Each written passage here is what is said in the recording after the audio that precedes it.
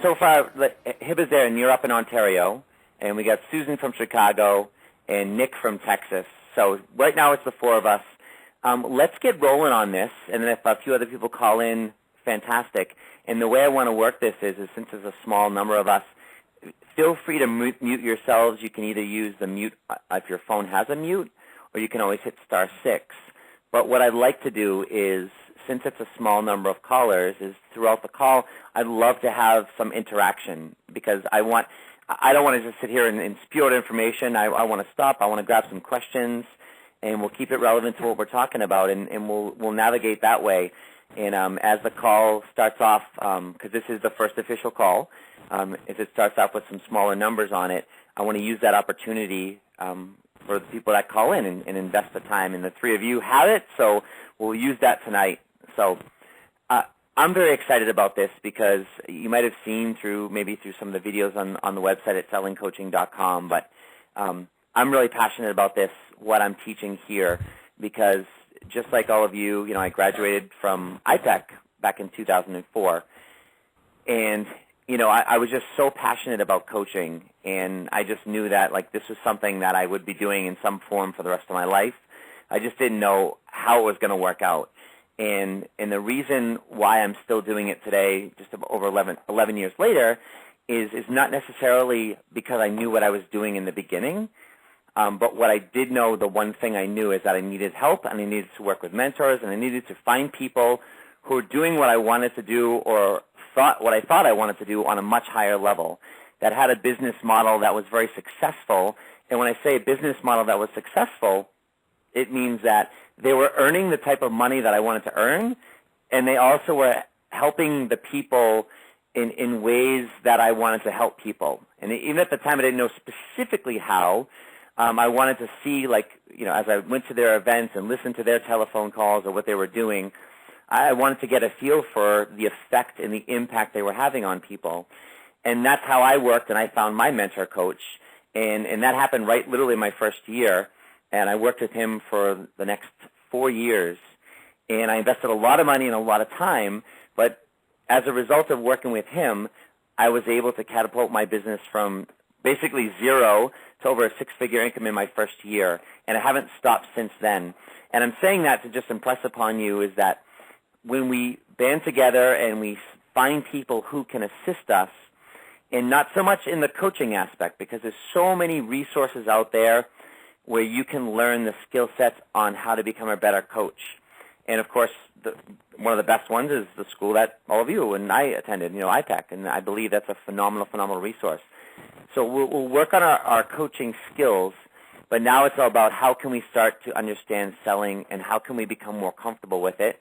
So, as Susan said, I want to become more comfortable with it, and that's exactly our intent to do this. So as we move forward with this, just to give you an idea, we're going to have these calls every Tuesday night. And the reason I'm excited about doing these, first off, I'll say one thing, is because like tonight, we got 3 people on the call and myself. One thing I'll always teach you is that when we do events, whether it's events in person, whether it's events on the phone, any types of classes that we're offering, because that's what I'll say in one of my videos, the number one way to market ourselves is to get ourselves out there and do live events, like I said, on the phone or in person. And the reason why those are so important is because people like yourselves, you get a feel for the information, you get a feel for who we are and our energy and our message.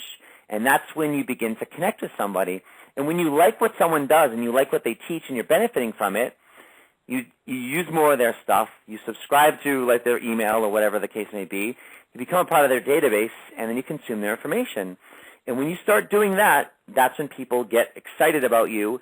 And at some point or another, it doesn't mean everyone will buy something, but it means that at some point, maybe they'll work with you as a coach. Maybe they'll buy one of your products or services. But regardless of that, you're helping them along the way.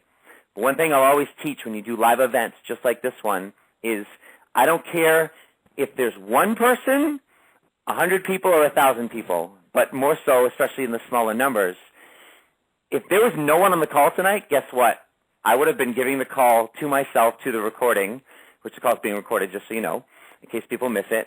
But I still would have given this call. And would it have been awkward, me talking to nobody? Well, maybe. But the point is and this is the first lesson I'll give tonight, is always do the event, always do the call, because you never know who's going to listen to that when it's recorded, whether it's a video recording or an audio recording. Or that one person that shows up at the event. Don't think about, I should cancel it because there's only one person or two people. I can't tell you how many events that I've done live where, the person, let's say I was organizing it with, they emailed me the day of the event or a few hours before the event, and they're like, hey, you know what, we only have maybe about 2 people or 3 people signed up. Do you still want to come and do the event? And my answer is absolutely. Always do the event, because you never know who that person is. You never know who that person knows. You never know what can come about that. You never know who could show up last minute as well. So always, always do that event.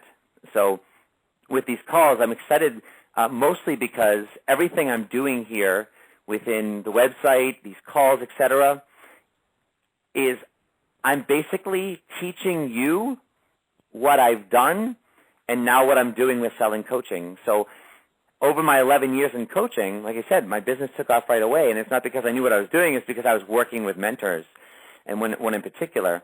And so I'm excited now is because everything that I'm doing now, everything that I do talk about on these calls that I'll teach you in the future, that I do in my videos or anything I post, I'm actually doing with selling coaching. So I'm doing it right along with you. So I'm almost like walking the talk, so to speak, and that's exciting because I'm confident because I know it works. And so why I'm saying this and bringing this up now is as we go through this, so as you go to my website, sellingcoaching.com, as you maybe see my Facebook page that's with Selling Coaching, you're on my email database. I don't want to do just to subscribe to all those things just because you need more information. I want you to subscribe to them because I want you to notice what I do. So there's 2 aspects of learning from what I'm doing here. Is one, listen to the information, right? So listen to what I talk about, listen to what I write about here and there, listen to some of the calls, ask me questions. So learn from a content standpoint, from the information I deliver in the education. The second aspect is then take like 100 steps back and look at what I'm doing from a business perspective, from a business model, and say, okay, well, he's posting this here, he's sending an email out here. He sent an email in the morning today. He went on Facebook and posted, on a couple different groups, iPad groups at whatever time at night. He's putting videos here. So take a look at some of those things that I'm doing from the other aspect as well, because my hope is that you'll catch on to some of this stuff, especially as I talk about it, because a lot of the times when I talk about it, I'll not only talk about it from an educational standpoint, but I'll refer to it from what I'm doing with my own website with sellingcoaching.com and my business, because I want to teach you the model. I want to teach you what works. It's working for me. So if you like the model, if you like what I'm doing, then you can start to imitate it basically, or kind of do the same thing with what you're doing with your website, with your calls, with whatever else you're doing with social platforms. And that will be some big aspects of how you can get your business going. I'm a big advocate of not just that mentoring, but modeling. So learn from my mentors. That's why I'm doing this, is so you can learn from me and you can model what I do, and that's how you can begin to move forward. So my hope is with this is it can cut down on your learning curve, because I guarantee you in my first year, if I didn't work with my mentor coach, I wouldn't have earned what I earned, and I would have struggled on a lot of things. Doesn't mean I wouldn't have been successful, but I wouldn't have been as successful as soon. And I really want to preach and speak about is earning income is so important.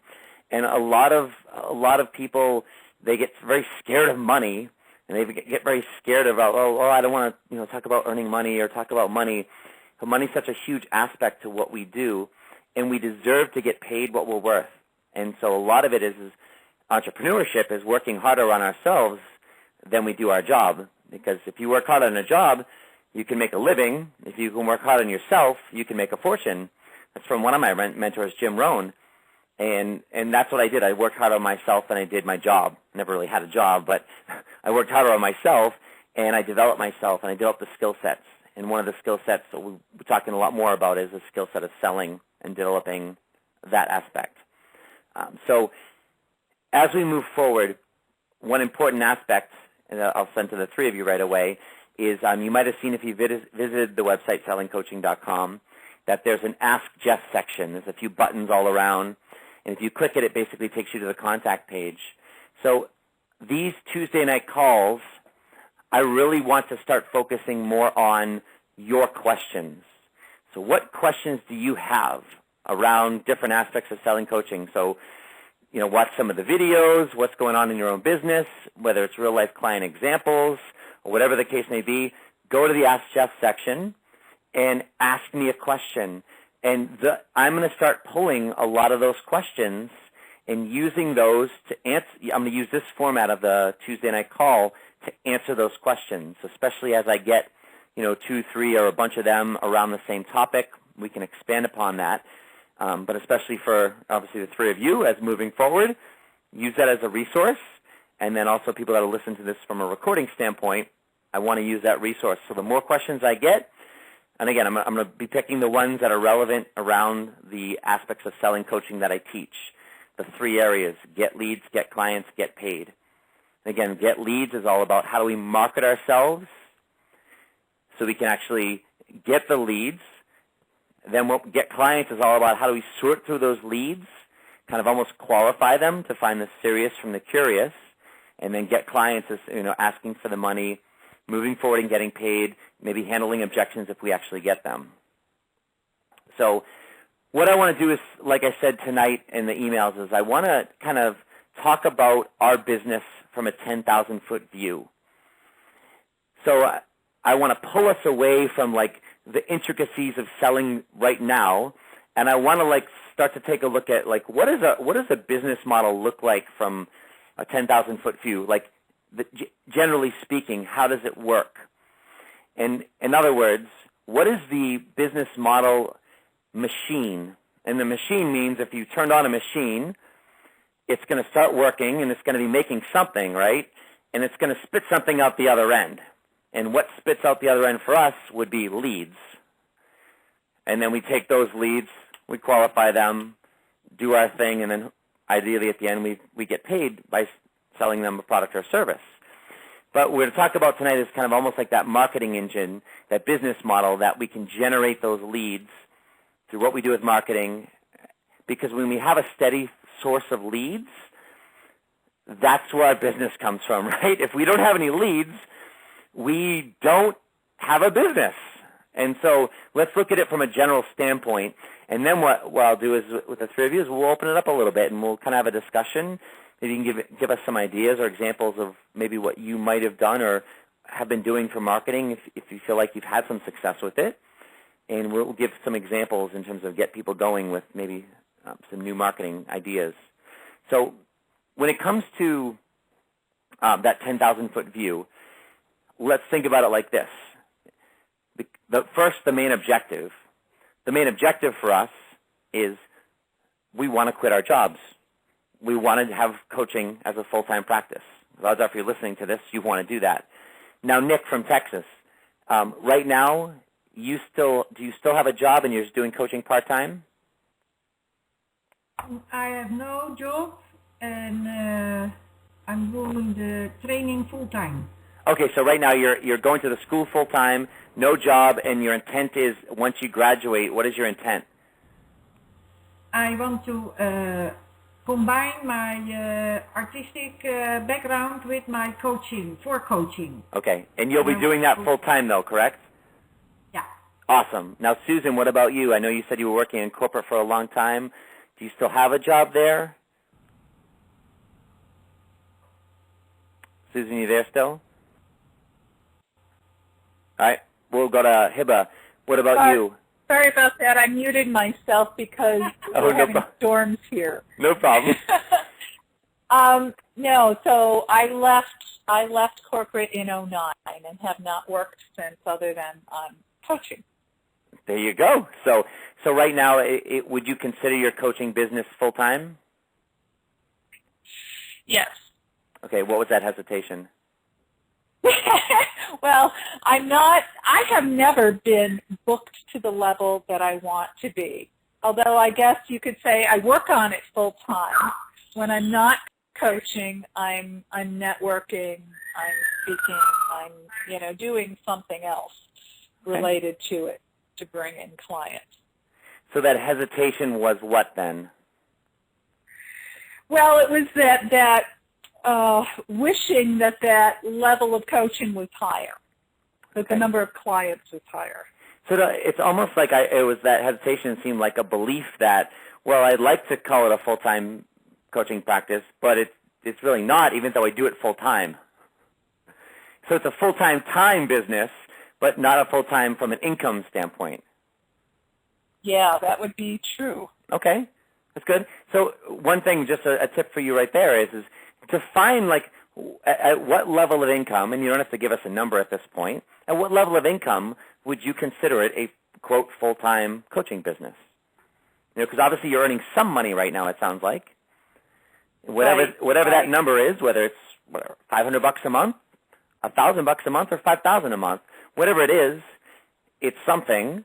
But give yourself a definition of what will make me feel like it's a, quote, full-time business. Well, if I were making $10,000 a month. Okay. And think about it from a perspective, too, is that can also put a lot of pressure, not the $10,000 a month, but right now from a time perspective, you're putting in the hours, it sounds like, but not getting the return for it from a getting paid standpoint.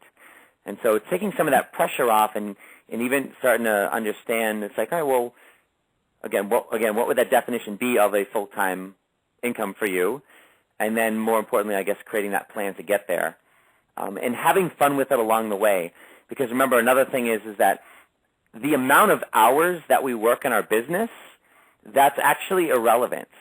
In fact, I'd rather have you not put in 40 hours. I don't put in 40 hours to my business. Are there weeks I do? Absolutely. Are there weeks I put in 10 or 20? Sure. But the point is that when we understand how to generate leads, and we're going to keep going on that path, but what I'm saying is don't worry about the hours in terms of an entrepreneurship business, because one of my videos I talk about what we actually get paid for is I talk about what we get paid for results, not time. So it's very important to get past that, quote, 9 to 5 mentality of, oh, I've got to be in my office at 9 o'clock and I can stop at 5 o'clock. We definitely got to have that discipline. We've definitely got to put in the hours. But in terms of the number of hours, that's actually irrelevant, because what if you could put in 2 hours a day each day, except for leaving the weekends? So let's just say you work in a 10-hour week. What if you could work a 10-hour week and create a 6+ figure income? Is that cool with some people? Absolutely. Sure. So redefine it in terms of less from hours and more from results. And whatever dollar amount you're at now, like I said, $500, $1,000, or $5,000 a month, whatever it is, even instead of maybe saying, well, I want $10,000 a month, maybe you could just go, hey, let's just, for the sake of conversation, you're earning $500 a month from your coaching practice. Okay, this month, what would be a realistic, achievable goal for me? So take a look at maybe your statistics of what you've gotten each month in terms of new clients or new business, what businesses will be sticking with you, carrying over to the next month, and say, okay, you know what, I'm going to get out there and my goal is to get, 1 or 2 new clients this month. So next month I want to create, $1,500 worth of revenue or $1,000 worth of revenue. So I'm going to double what I'm doing this month. So if you can create steady increments, now what you're focusing on is results, not necessarily time, and that could move you forward as well. Hibba, what about you in terms of, are you doing coaching full-time right now, or do you have a job? Well, I just got out of my full-time job, not even a month ago, but as I was still doing that, that's kind of when I started, my business, got my website up. I hired a coach to help me with a bunch of my marketing. So now that I'm, out of that, I'm going to more networking events. I just started like a newsletter and stuff. So I haven't really gotten any clients yet from it. Actually, I had one while I was still working, or while I was still getting certified. But now that I'm out of my full-time job and I have everything kind of going, now I'm kind of more networking and focusing on getting out there. Gotcha. Okay. So you are doing it full-time, it sounds like, then? Yes. Yes. Okay. Awesome. It's good to hear that. Kind of. I want to make it full-time, definitely. I also started working with a direct sales company as well, so I'm kind of shifting my time to both of those businesses, but ideally, I want this to be my full-time. Gotcha. Okay. Good. I want to get a good feel for where each of you were with this. So now let's look at from a standpoint of that 10,000-foot view is we want to get to a place where we want to create a marketing engine. Marketing engine meaning things that we're doing on a ideally daily and weekly basis that get us in front of people and create leads. And from those leads, again, we can create business from that. So our idea is, and this we'll tie into some general topics, and then we'll break some of these down with whatever we can tonight, and then obviously on future calls and videos. But we've all heard of the importance of a niche. And when we get into a niche, we want to have that because, first and foremost, it helps us really define where our people are. So niche meaning it's like, who do we talk to? Who do we go after? Who is the recipient of our message? With our message, who is it the most relevant to? Who is it going to help the most? In that who question, we want to get it down like as specific as possible. And again, I'll model what I'm doing here is I'm working with coaches who either are or going towards that full-time coaching business. And I narrow it down even further, and my message is not only the who part, but now the message is I'm teaching them selling coaching. So it's the aspects of selling that we're talking about there. Right? So that's how we narrow it down, was like who would benefit, who is my information most relevant for. So when we start to really narrow that down and we define that person as who, it could be from a demographic, it could be from a gender, male, female, it could be an age group. Some other quick thoughts on a niche, because this would be very important, is it's using maybe bits of your personality. I just got a new client this week, and one of the things we were talking about with him was using some aspects of I said, it feels like you're very timid. It feels like you don't like confrontation, but it feels like at certain times right now that you're starting to kind of stand up for yourself and speak up for yourself, but that's not been like you in the past. And he's like, yeah, that's absolutely me. So I said, something you could consider is well, you know what? You could work with men who are timid, who deserve to speak up for themselves.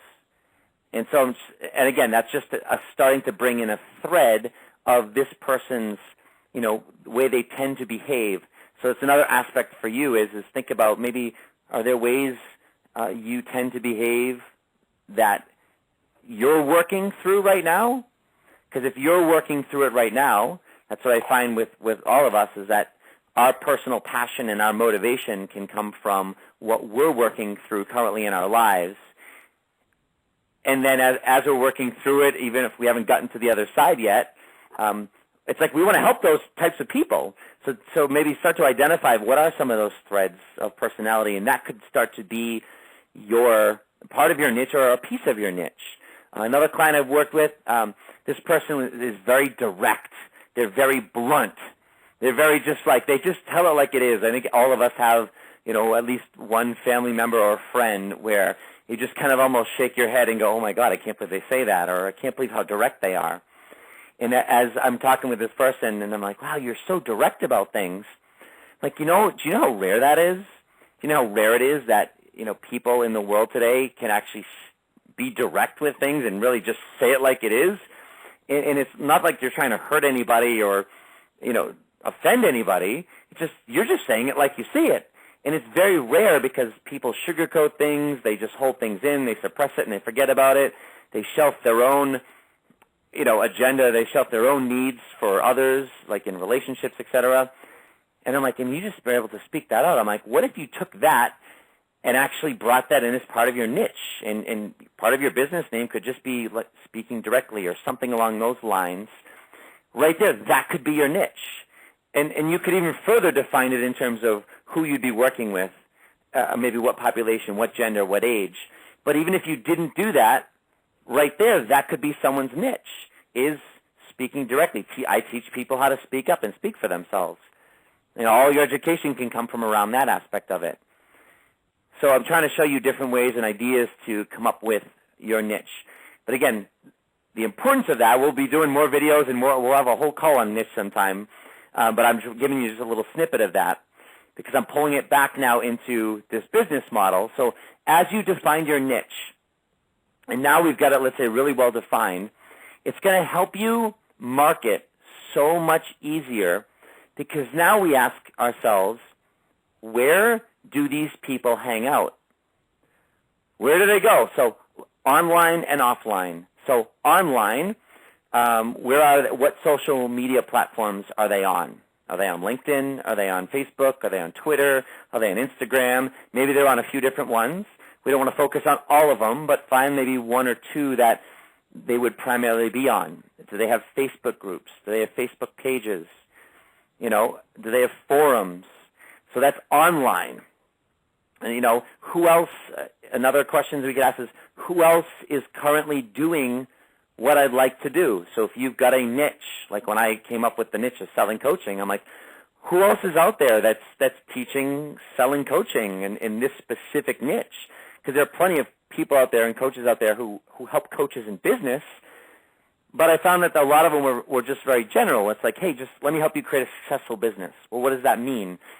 So I've narrowed it down like there, and I found one other person who is doing something more on the marketing end. But I'm like, okay. And I'm like, well, what are they doing, and how are they doing it? And so you can start to see, like, well, what are other people doing? And don't think of those people as competitors. Think of them as allies, people that you can contribute with and collaborate with, especially if they teach different aspects of what you're teaching. So I would recommend finding out who those people are, if there are any. Either way, there's an opportunity. And then, buy their books, buy their products, attend their classes, just so you get a feel for what they're doing. Participate in their blogs. You're not trying to steal people from, you're not trying to steal customers, but you're trying to get an understanding of what is out there. And again, you're seeing from a modeling standpoint, what are the elements of what they do that I like, that I want to kind of role model. That's just a fancy way of saying copy. It sounds better. But when I say copy, it's not like you're, copying them exactly, but you're emulating them because you're seeing something that you like and it can work. So you pull it into what you do. Flattery, copying and role modeling is flattery. The way I'm concerned, it's like if someone copies something that I do, it's like, oh, thanks. I'm glad you liked it that much where you want to do it yourself. So take a look at what's working and what you like. Take a look at what you don't like, what you hate. Oh, I don't like the way they do this. I don't like the way they do that. And, okay, well, what do I want to do? So this will give you an idea of how you can begin to create your brand and put yourself out there within this niche. But we're finding where those people that we've determined who they are and what our message is, where they are online. And then offline, meaning in the real world, where do these people hang out? Do they go to churches? Do they have groups? Are they at daycares? Are they at schools? Or, where are they? Do they have meetings? Where do they tend to go on the weekends? Where do they go on weeknights? Are there social places where these people might tend to congregate? There's a million questions you could ask around that. Another great brainstorm place is asking other people and saying, hey, listen, I work with coaches who want to quit their job and create a full-time coaching business. Could you help me out and say, where might these people hang out? Or who do you know? Again, open-ended question. Who do you know? Not do you know anybody, because the answer is always no. But who do you know that's a coach, that's going through coaching school, et cetera? Obviously, you insert your own niche and your own demographic. So can you help me out is, where do you think these people might hang out? Where do you think they go? Who do you know? Asking people for help, people love to help. So if you use that, hey, can you help me, or I need some help, do you have a second? Ask people, what ideas do you have? Just be careful who you ask. You might ask a brother or a sister or a family member, or they may or may not know, depending on who they are. But we have a lot of colleagues. We have a lot of friends. Again, ask people. They can help you. So once we find where these people hang out on and offline, that's where we want to start to market ourselves, right? Because we want to get in front of these people. Now, how do we get in front of these people? And again, I'm trying to keep an overview today. So, and again, a lot of the education we're going to do further calls and videos that I teach. We're going to get into the specifics of all this stuff. Tonight, we got to lay some type of a foundation so we can see where we're going with this. So we got a strong niche. We've identified on and offline, let's say, where these people are, where they hang out, and then we got to get ourselves in front of them. How do we get ourselves in front of them? Well, first, we've got to start creating content. Content is, you could do telephone calls like this, and you can record them. So I'm recording this call. So we have that.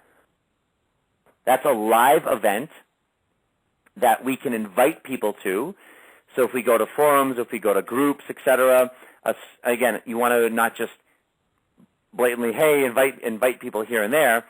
You want to make sure that the group or the forum, whatever, online is cool with you inviting people, and you want to do it in a way that's not just, trying to sell them something. Say, hey, listen, I got a call going on tonight, and here's what it's about, and here's the information. If you want to call in, love to have you, So that's where you invite people. You go to these places, if you, let's say, online, plus your existing database of people, and you say, hey, listen, I'm doing this call.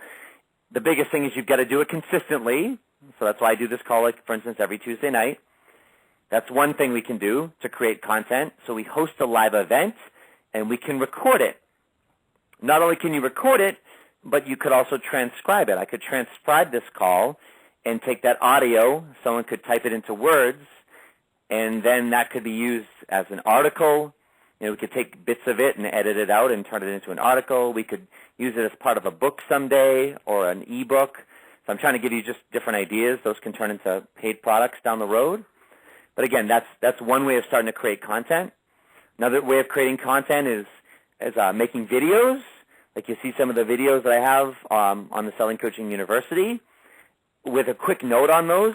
Now those videos, I edit those videos, but they're also a lot more polished, right? They're not just something I shoot them on my iPhone, but then I edit them, I put in the music and all that stuff, and I do some cool things with it. So that's just those are just more of a professional, let's say, looking cleaner video. But also don't think you have to do it like that. It's like, I'm also going to start doing videos where it's just me sitting at my office saying, okay, here's a quick tip. And you know what, I might be in a scruffy shirt, I might not have shaved, my hair, I might still have bedhead on, but the whole point is I want to show that casual side too, because people can relate to that, not just, this perfect, polished professional type thing as well. So don't think that if you're starting to create content with videos that it has to be this, crazy, nicely shot, perfect lighting, blah, blah, blah. I mean, if they can see you and they can get a feel for who you are and your energy, and they can hear you clearly, that's really all that matters at the end of the day, because it doesn't matter so much, the presentation, as long as the content's there. So again, we're starting to create content that way as well. We can create content writing things. We can do, we could interview people and record that as well. So just a quick starting to brainstorm stuff.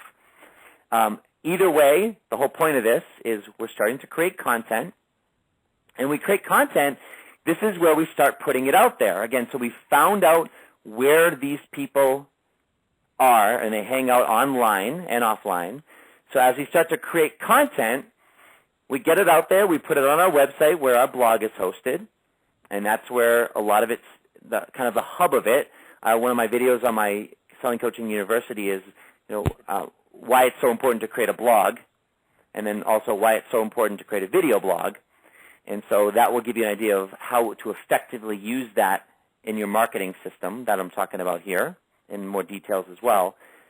So we host all that content in one spot, And then we can start taking that content and putting it out like on our Facebook groups, on our Facebook page. So we start getting it in front of other places online where these people are. It's like, hey, we can start answering questions for people. I actually did a great article on this. Here, check it out if you want to learn more. And again, this is all free stuff, right? This is free stuff. It's our way of call it education-based marketing. So when it comes to marketing ourselves as a coach, we're not paying for marketing. We're not just saying, oh, hey, hire me as a coach, or hey, go buy my book. We're not putting a really creative ad on Facebook or on any other publication where we can buy ad space or have an ad and say, hire me as a life coach and whatever other type of sales copy you could have for stuff like that. No, we're giving away great content and great education, and it's just like I'm doing here, just like I'm doing on my site as well, sellingcoaching.com. Is I'm giving a lot of that stuff away, and I want to give out really good stuff because I want you to go like, wow, this is helping me. He's giving me good things. And when you do that, people learn, and they keep coming back for more, and they become loyal, and they trust you. So listen to what I'm saying here. This is the objective of doing this. And then they're with you. They're with you over and over again. And when they're with you over and over again, maybe they'll just benefit forever from the free content you're giving them. Maybe they'll just be a rock star and move forward with it. But then something comes up, that's something that's paid for. Or maybe it's that time in their life where they want to hire you as a coach, and boom, all of a sudden, that's when you get paid from some of that stuff. So this content that we're creating, we're putting out there on all those online places, and we're starting to share it with those people and get it in front of them. And again, those people start visiting our site. They start learning about us. They start going, wow, I like this. And now all of a sudden they become a fan of yours, and now they're in front of you. And that's it. That's all marketing is if anyone gets the Sunday paper anymore, newspaper, and I know not as many people get them anymore, but any types of ads that are in there, or even ads that are on TV or whatever, like Best Buy, for instance, does Best Buy put an ad in the Sunday paper maybe once a month, once every other week? No, they're in there every week, every single week. And, 99% of them get thrown out, but just that 1%, they get it, and like, oh, I need to buy a TV, or I need to buy a dishwasher, or my fridge just broke, and I need to go get one. And all of a sudden that paper comes, and boom, there's Best Buy's ad. And the timing was right, and the need was there, and guess what? They go, oh, wow, Best Buy's having a sale, or there's 10% off refrigerators. I'm going to go buy it. That's the consistency of marketing, and that's why with whatever we're doing, it's a weekly call, it's a weekly video blog, it's a weekly audio blog, it's a weekly article, it's something, right, that's consistent. We're getting out there, and we're in front of these people all the time, because now all of a sudden that one time that email comes in, boom, you're in front of them, and they go, you know what? I need a coach, or I need to do this, and look at this person's in front of me, and I've seen them for a little while, and you know what, I like them. Let me talk to them, or maybe I'll reach out and see, if they can help me, or you know what, I'm going to buy their book, or I'm going to do their telephone class, and I'm going to buy that, and that's what we're aiming to do through this consistent creation of content and consistent way of keeping it in front of them, at least online anyways.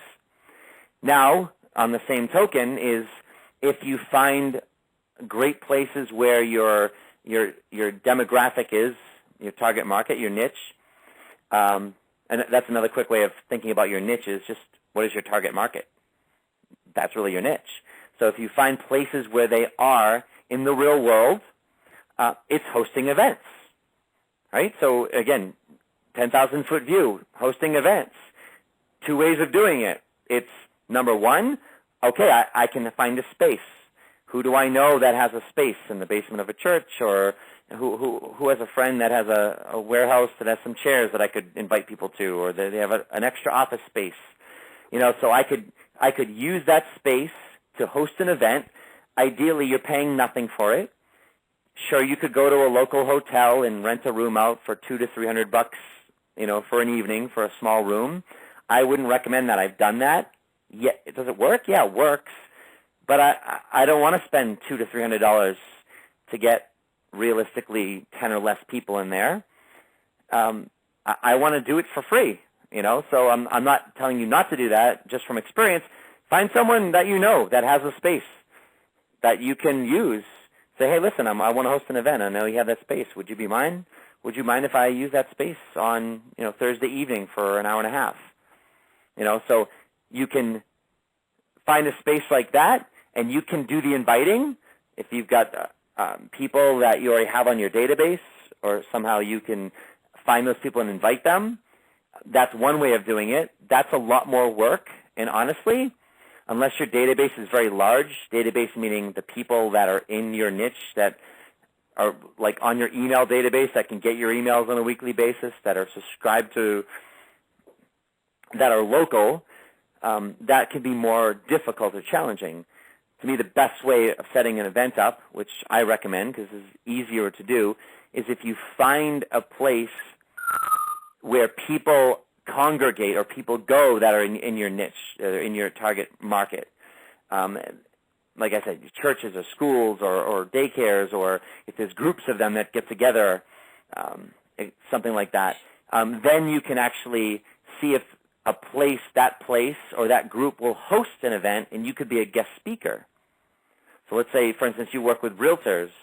Well, there's realtor offices, and if you can connect with some of them, and you can get in front of them, you show them that you do some good content. They've got weekly meetings that maybe you can go to a weekly meeting and you get the last 15 minutes, or you have an hour. Whatever the case is, you're getting in front of them and you're sharing some of your message. And you add more those people to your database, and they like what you do. And again, you're getting potential leads from that.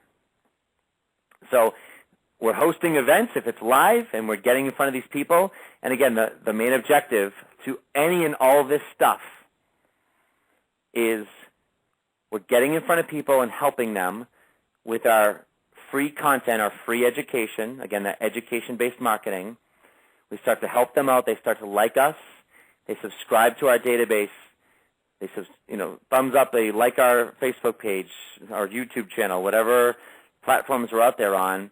And now every time you're putting out content on a weekly basis, these people get exposed to it. I might put out a video next week, and Susan might be like, I'm not interested in that video, whatever, and Nick might be like, oh my God, this is exactly what I was looking for, and Hiba might be the same thing, So it doesn't mean every time people get this stuff that they're going to like, I'm going to consume it, I'm going to read this, or I'm going to listen or watch this. It just means that when you're in front of them, and that's the objective there. So let's back this up a little bit. So we're identifying our niche, our target market, our message, who we're going after. We're finding out on and offline where these people hang out, where they exist, where do they go.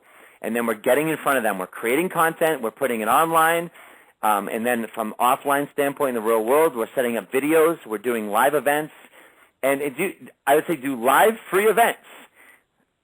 60 minutes or less, get in front of them. Give them your content. I'm talking about free stuff right now. We can do paid events later. We can talk about that later. But right now, you get in front of people. You got 3 or 4 people. It's a dentist's office. It's a realtor's office. It's you name it. I've spoken at Gold Star Mothers Group. I think those are mothers of where their children had died in the war. I mean, it's sad, but I got in front of them. And they invited me in, and I did a talk, I think, in front of, 20 women, and this was like maybe 10 years ago. And I had my audio course. I did $700 in sales in front of this group that I did for free at like 8 o'clock at night. That was like a mile from my house. And because they were just like, yeah, we want to buy your audio course. And I think like 7 of them bought it. It was awesome, and I helped them. So there's ways of monetizing free when you do free events if you have products. But for right now, it's getting ourselves in front of them. And that goes back to what I talked about earlier on the call tonight is we got to do those events no matter what. So if you show up on the phone and there's one person there or 0, do it anyways. If you show up at the event and there's one person there or 2, do it anyways. And you're starting to not only create content, but you're getting in front of people. Yeah, is it better if there's a lot more people? Absolutely. But we got to start somewhere. So now we're in front of these people, we're getting in front of them, and again, the objective, they're liking our stuff, they subscribe to our database, and now they become a part of that system. Now, from the standpoint is once we find something that works, this will be the last part to wrap this up, and hopefully we'll get a few minutes for some questions if we have it. So once we start creating content, or we're getting out there and with live events, for instance, and we find something that works. Something that works meaning, quick example, one of my clients does something online. There's a website called meetup.com. Some of you might have heard of it. And Meetup is basically, if you go there, you can create a group, a meetup group. And this is for local stuff. And you can find people that meet up to go jogging, people that meet up to maybe walk their dogs, people that meet up to go play billiards or pool. So it could meet up for anything, and it's a free thing. So you could do a meetup group, let's say at a local restaurant. So this is what one of my clients is doing. She did a meetup group at a local restaurant. I think it's in the D.C. area. And she did it like every 2 weeks. And she took her niche, and she said it's around this topic, and here's the message, and here's what we're going to be talking about. And so she started it off. And I think the first time, like, one person showed up, like 3 or 4 people registered. And the next time she did it, actually she was doing it once a month, sorry. And so fast forward this like 6-8 months out, now she's consistently getting 7 to 10 people showing up. She's consistently getting, let's say, 15 to 18 people registered. And she's consistently getting 2 to 3 complimentary sessions from each one that she does, and she's getting 1 to 2 clients out of it. So what I just showed you is it's like, okay, she's doing this event once a month. So I corrected it. It wasn't every 2 weeks. Right now it's once a month. And she kept doing it month after month. And more people started signing up. And then more and more people started coming. Not only did the people that come got notifications, but the people that came or people that didn't attend, all those people, she added those people to her database, whether they came or not, because everyone registered at one point and said, hey, I want to attend. So she added them to her database. So now, not only did she have the event up on meetup.com, where people were seeing it and going, yeah, you know what, I want to go to that event that's coming in a couple weeks. But then all those people that came in the past events or registered but never came, they're on her email database. Now she's sending out blasts, a few weeks before, the week of, the day of, a reminder, and she's getting 1 or 2 of those people to either come back again to a second event or a third event, or maybe getting people that never even came to come to their first event, maybe one down the road. So now she's got this marketing engine. This is kind of tying it all together. She's got this marketing engine where it's like she knows that on a monthly basis, based on the current numbers, she's going to get she's going to get 15 to 18 people sign up. She's going to get 7 to 10 people actually showing up. She's going to get 2 to 3 complimentary sessions because she's giving that as a gift if they qualify, if they're really interested. And then out of that, she's getting 1 to 2 clients. That's a marketing engine. So if she does that every month consistently, she knows she's going to get 1 to 2 clients out of it. Could some months be a little lower, some months be a little higher? Absolutely, right? But from a relatively predictable standpoint, those are her numbers. And we worked on tracking those. And that's her marketing engine. So basically we said, hey, listen, if you could do this more, what if you did it once every 2 weeks? Let's do it once every 2 weeks and see the results. What if you did it, every week? Will it automatically just keep going up in a linear fashion? Well, hopefully, but as we start doing that, we can see the results of it. But in my experience, yes, it would to a certain degree because now you're in front of these people more and you're giving them more opportunities to attend because once a month you're getting your database of people and it's either hit or miss. Whereas if I got another one next week, the people that couldn't come this week have another spot to go. But again, the whole point is now this is that marketing engine that she's created. So that's one thing that she can start focusing on and hitting that hard, and she can start growing that. Now, not only is she having those let's say, monthly events, but again, she's also building her database as she's going along. So she's getting clients out of it, but she's also building her database. And with the consistency of the event, even though it's once a month, she's in front of those people. And so eventually the people that keep coming back for more because she's getting more repeats, and we're keeping track of these statistics, what happens is she gets in front of them more, and it's only a matter of time before a bunch of those people end up hiring her as their coach or buying one of her paid services. because they've seen her enough. And once the timing's right, they're going to be like, you know what, I'm going to work with this person, or I'm going to buy this because it's going to help me. So that's that marketing engine that I'm talking about there, and that's what we're striving to create with our business. So the three of you and people that will listen to the recording of this, again, we're starting general. Obviously, we can go into the specifics of everything, but I want to give you that real good idea of this is how our coaching business works, is when we have all those things identified. And again, it's not, if we were working one-on-one right now, I could get a lot more specific with you on certain things and applying it to you. But in the end, when it comes down to it, once we can help you identify a lot of those areas, but once you're there, we got to just start trying stuff. We got to start getting out there and trying that. With that one client with Meetup, did we know that would work? Well, no, but it was a good avenue to start from, and we knew that those people were on there in terms of her niche and her target market. So it's like, let's try it. That was one place we tried.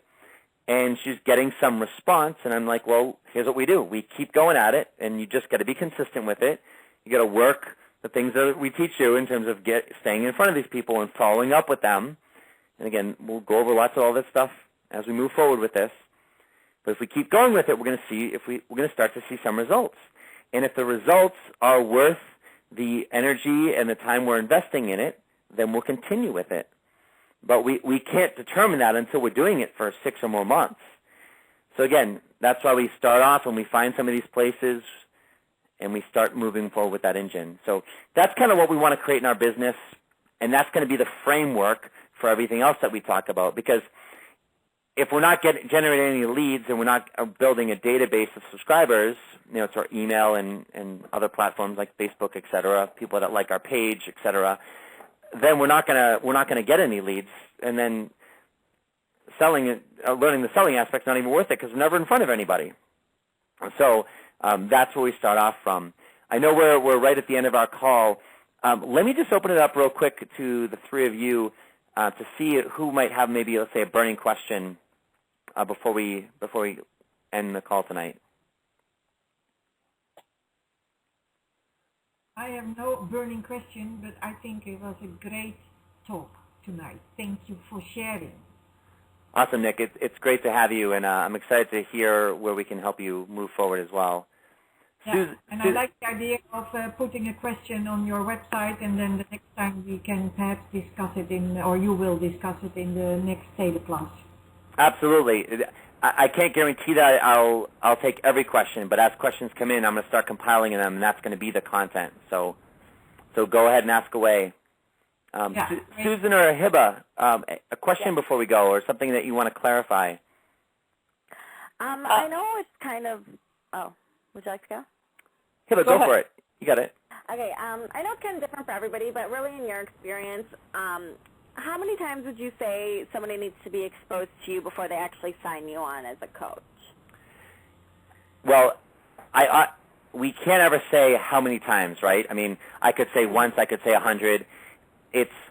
There's no, number. Let me say it like this, which will make it clearer. And this goes down to stuff you'll hear 100 times in everything I teach.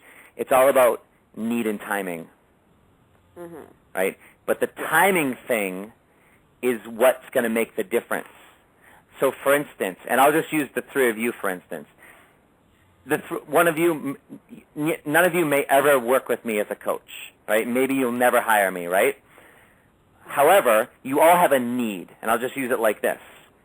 How many times do you, the three of you, for instance, need to be exposed to me and what I do before you hire me? Could we answer that? Probably not, right? No. Right? But what will answer that is I keep delivering this, and I'll keep in front of you. And as long as you're interested and engaged, and as long as the information is relevant and it's helping you, I will keep your interest, right? Yes. So and I'm just using this as an example. So now to relate this back to you. So as long as you're in front of those people, now what's going to be the difference? Maybe something happens this week in your life, in your business, in your practice, right? And something happens where you're like, oh my God, I need to do this. I want to do this. Or just something goes off where I need help. And all of a sudden an email from me comes in, or you're on the site and you watch a video and I say something, and all of a sudden something goes off and you're like, you know what, I got to do this now. I got to talk to Jeff. Mm-hmm. You see what happened is the need was always there, but the timing changed. The timing went from, yeah, maybe now, I don't know, or it's not quite the right time, to, oh my God, I got to do it now. And then at that point, it's who's going to be in front of you first. Either maybe you don't know anybody, and then all of a sudden you ask around and you start looking and you find somebody, or most likely the case is that you've been following some people, or you know of some people that you like, and all of a sudden, boom, you end up buying from them. So, great question, Hiba. Because we can't answer with a number, they need to be exposed to you 7 times, right? Because we can't say that, that's why I revert back to what I taught earlier is, that's why we got to be in front of them all the time. Mm-hmm. All the time meaning consistently on a weekly basis, right? Yeah. Keep delivering that content. On a weekly basis? Say that again? Like, for example, sending out, like, say, a newsletter. You don't find a weekly newsletter is maybe too much for some people?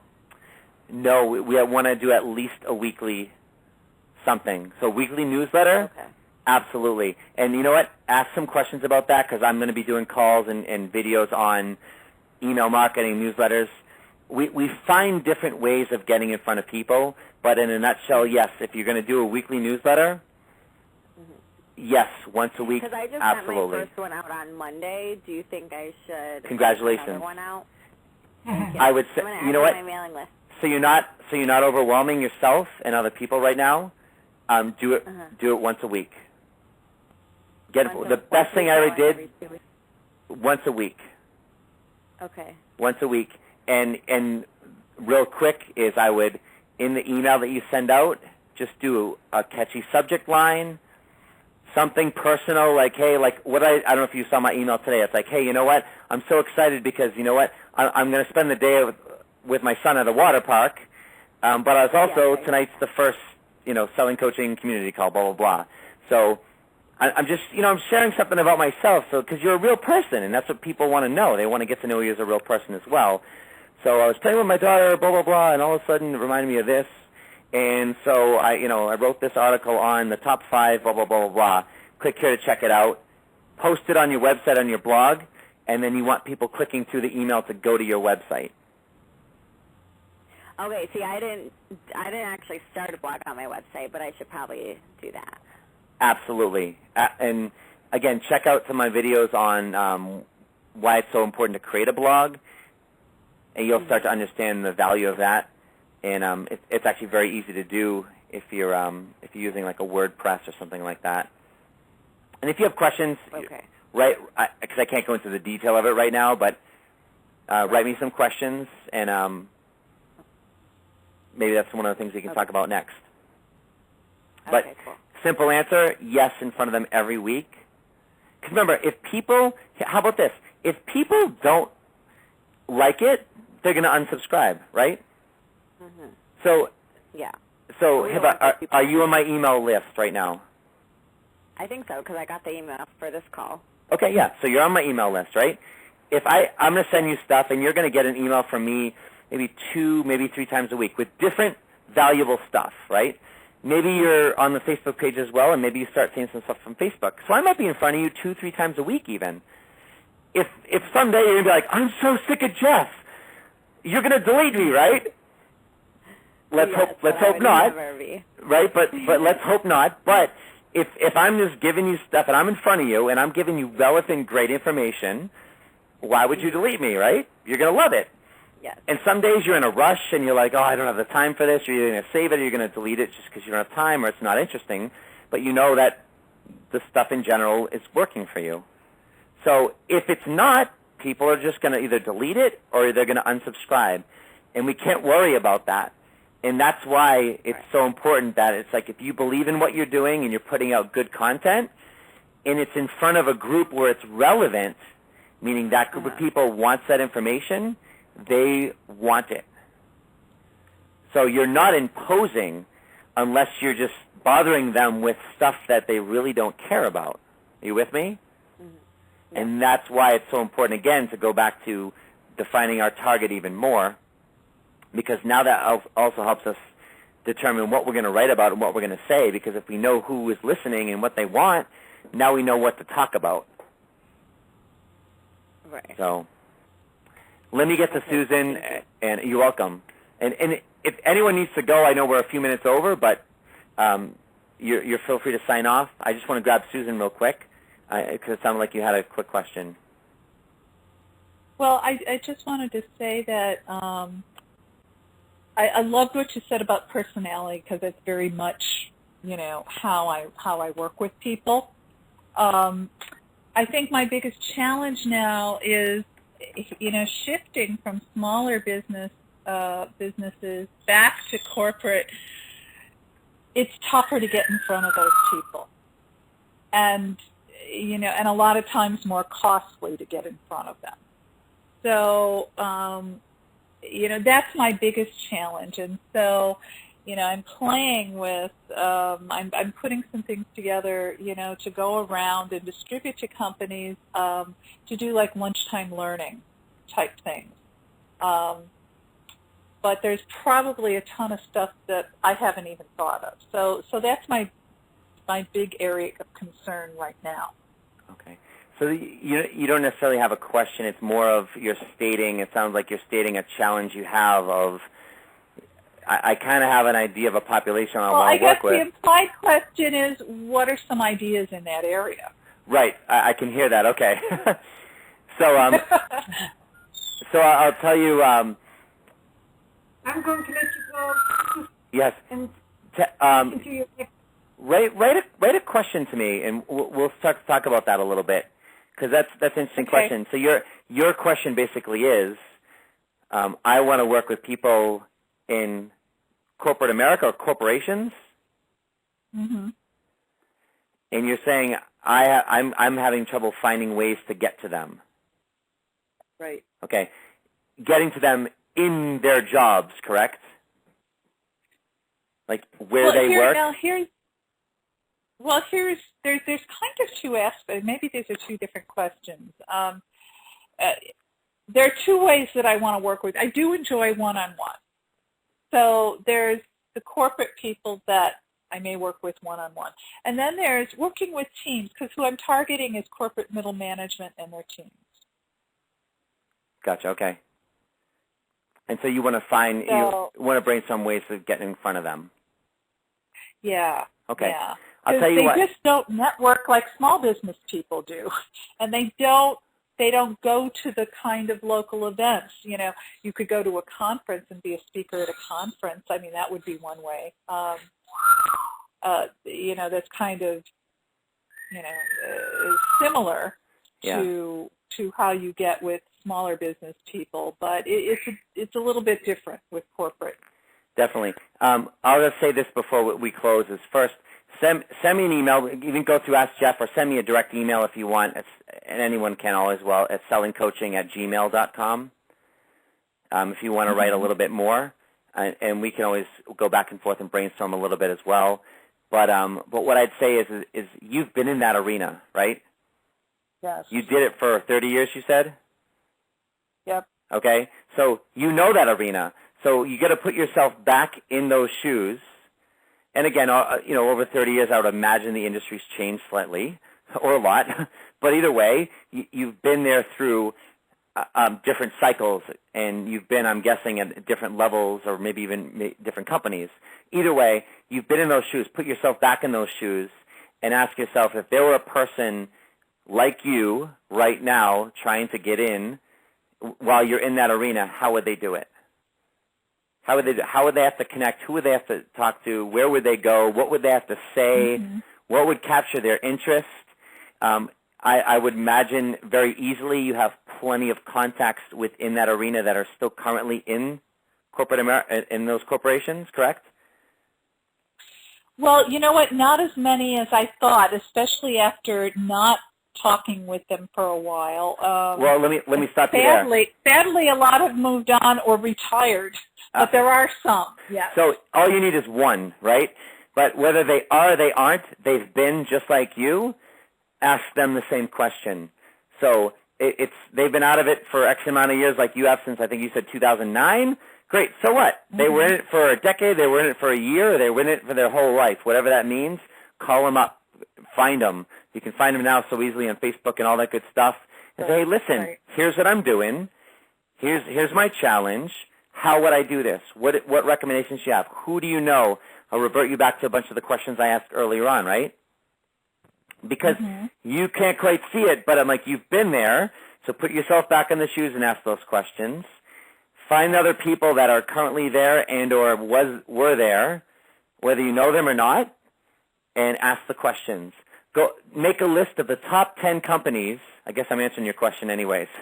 So make a list of the top 10 companies that you want to get into, and call up, or if they're local, walk right in and talk to, I don't care if it's the secretary or the front desk or whoever it may be, find someone in there and say, hey, listen, I've been in XYZ Corporation or whatever in this business for over 30 years, and now I'm working with blah, blah, blah, blah, blah. If I were to get the attention of someone in a business like this, what ideas do you have? Help me out. What would work? And it's not even like you're asking to get into that place. You're just saying, hey, listen, it's like I'm taking a poll. I'm taking a survey. I'm trying to understand the market, and I want to understand what type of person would you talk to? So say, for instance, I wanted to get the attention of someone here. Who would I talk to? Who might I talk to? You never know what can come of it, right? Mm-hmm. And a lot of what holds us back is, the beliefs that we create, that's not going to work, or I couldn't do that, or, that's not going to fly. It's like, well, why wouldn't it? What if it did? Right? This is coaching, right? I just ask myself better questions, solution-focused questions.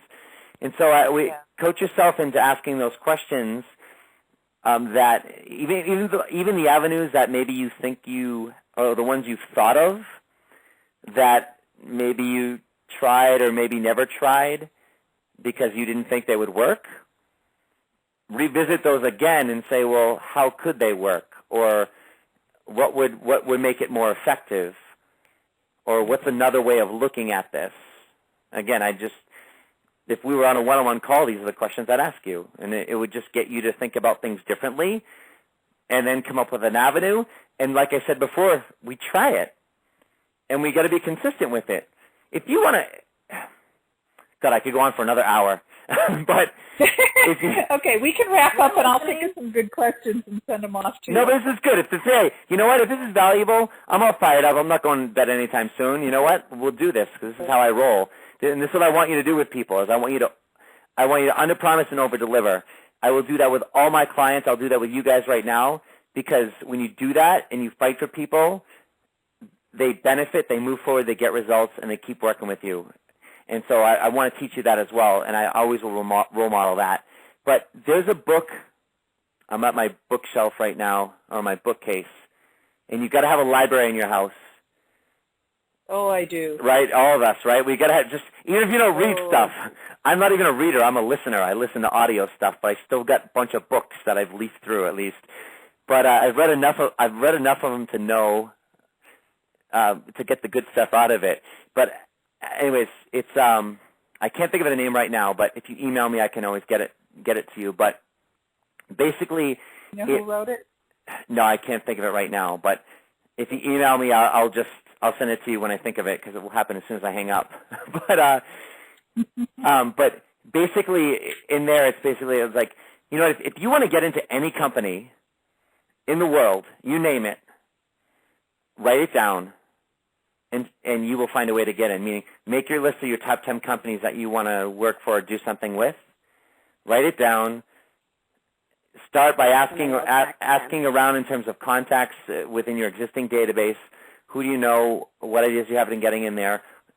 Start by simply as calling up directly. Who would I talk to? Send them a letter every week till you die, and you'll get in there before you die. Make a phone call every week consistently the same thing to this person, leave them a voice message and say, listen, you're on my top 10 list of companies that I want to get in and work with. I'm really passionate about what I do. I could just leave you a message, and odds are you're not going to call me back, but I really love you to. I'd love to create a discussion and learn more about you and your business and see if we're a good fit. You probably get 100 of these calls a day, and so that's why you're probably not going to return my call. But I'm going to call you every single week at this time, not to be a pest, but I just want to have a conversation. So here's my name. I mean, I'm not saying do that, but I'm saying if you did do something like that, at some point, would that person be like, okay, Susan, you got my interest? Yeah. Are you with me? Would they just call you up and say, listen, you get a call back from somebody, wouldn't you? I would think, yes. Right? So I'm saying we don't want to be a pest, but if you pose it like kind of like I did and say, hey, listen, you know what? I'm just really passionate about what I do, and you're in one of my top 10 companies, or you're in the top 3. Make it sound better, right? Of companies that I've been wanting to get into, and you know what? I don't even know if there's a need for what I do, but from what I can tell from your website and everything like that, I can tell that you guys value blah blah blah blah blah, and I'm passionate about that. So your name came up, and so you're the fortunate person to get this voicemail. So I would so appreciate if you take your busy time and just call me back and blah, blah, blah. You know, and you don't have to leave it all in one message. You can leave it over 2, 3, 4 weeks and gradually get a little bit more. Start off very general. But I'm just saying, if you want to get into some of these companies, the message is it's market to them. And do it in a tasteful way, but it's consistency. And at some point, you will get into those companies. You just have to understand, you know, the time, value, and result thing. But if you're passionate about it, you can get in there. Yeah. So that's hopefully. Let me ask you this real quick, and then we'll stop for tonight. With something I just said in the last 5-10 minutes. The question or ideas or anything like that, especially the questions, was that able to help you at least in some way get an answer for your question? Yeah, it has. It has. And it was really helpful just, you know, putting myself back there, what I was dealing with and what kind of things I wanted to hear. Good. And that's the best thing, especially if you were in that position. Is just say what will grab your attention and go crazy with stuff. I mean, you know the quote out of the box type of thing. It's like, well, what's going to grab someone's attention? How am I going to get a hold of somebody? And never forget the good old phone, right? Or good old, if it's local, walking in somewhere. I mean, Right. It doesn't have to be this fancy approach and this magical plane riding by, writing a smoke signal. Call me, please. It's like call someone up and be like, hey, listen, you know, plan out an approach, but listen, I'm passionate about this, and who, you know, are you guys passionate about development or developing your leaders? Or I was in corporations for 30 years, and one of the things I noticed was lacking is blah blah blah blah blah, and I've devoted my business to that moving forward. Is this something that your company believes in? Who might be a contact that I could speak with? And you know what? You might get the runaround, you might get whatever, but you know what? There's another company, and there's another one, and there's another one. Yep. So if don't waste your time on one. If you're really not getting far, there's not an interest, you know what? There's another one that might be interested. Mm-hmm. And if not, cross them off the list and go to the next one. There's never a shortage of leads. That's the whole point.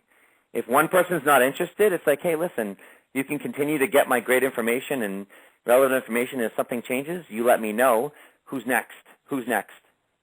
When we keep saying that, I always want to create a lead system where there's more leads than time. So we don't get too caught up on one lead.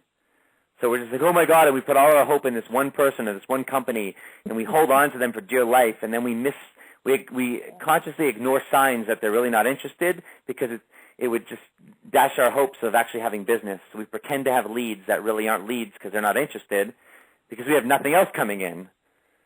But when we create that marketing engine that I talked about, we got more leads than time, so more leads are coming in, and it's like, you know what, if this person's not responding, this company's not calling me back, it's like, well, if I really want it bad, you know, I'll be persistent on that, but who's next? let me focus on that person, because if that person's the real deal, then I want to help them. At the end of the day, we want to get paid for what we do because we're passionate about it and we know it can help people. But we want to get paid for that result so we can start using our skill sets. And that's the biggest piece. So, listen, the three of you, thank you so much for calling in.